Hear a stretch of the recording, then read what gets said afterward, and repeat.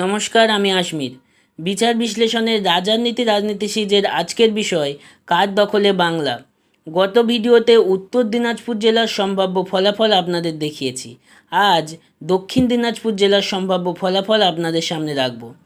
6 আসন বিশিষ্ট দক্ষিণ দিনাজপুর জেলার তপন আসনটি তপশিলি উপজাতিদের জন্য এবং কুশমুন্ডি ও গঙ্গারামপুর আসন দুটি তপশিলি জাতির জন্য সংরক্ষিত। প্রথমেই শুরু করছি কুশমুন্ডি থেকে।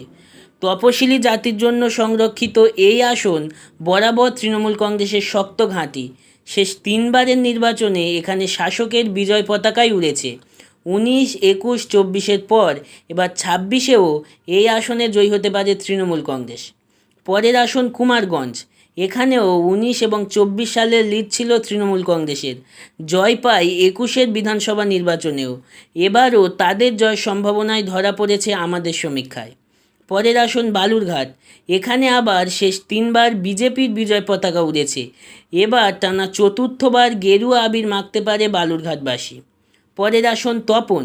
তপশিলি উপজাতিদের জন্য সংরক্ষিত এই আসনে 19 এবং 24-এ লিড নেয় বিজেপি। জয় পায় 21-এর বিধানসভা নির্বাচনেও।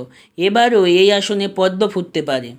তপশিলি জাতির জন্য সংরক্ষিত গঙ্গারামপুরও শেষ 3বার গেরুয়া আবির মেখেছে। 19, 21 এবং 24-এর ধারা বজায় রেখে 26-এও গঙ্গারামপুরে জয়ী হতে পারে বিজেপি। দক্ষিণ দিনাজপুরের শেষ আসন হরিরামপুর। এই আসনটি বরাবর তৃণমূলের শক্ত ঘাঁটি। 19, 21, 24-এর পর এবার 26-এর হাই ভোল্টেজ লড়াইয়েও এই আসনে জোড়াফুল ফুটতে পারে। সব মিলিয়ে দক্ষিণ দিনাজপুর জেলার 6টি আসনের মধ্যে 19 ও 24-এ 3টি করে আসনের লিড ছিল তৃণমূল কংগ্রেস ও বিজেপির।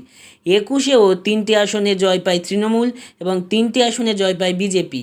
এবার 26-এও সমীকরণ একই থাকতে পারে। 3টি করে আসন পেতে পারে তৃণমূল কংগ্রেস এবং বিজেপি, যদিও পুরোটাই একটি সম্ভাবনা মাত্র।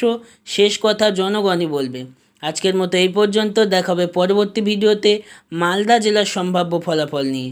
তাই বাংলার 294 আসনের মেগা ওপিনিয়ন পোলের একটিও পর্ব মিস করতে না চাইলে চ্যানেলটি সাবস্ক্রাইব করে অল নোটিফিকেশানে ক্লিক করে দিন। আর ভালো লাগলে লাইক, শেয়ার, কমেন্ট করতে ভুলবেন না। ধন্যবাদ।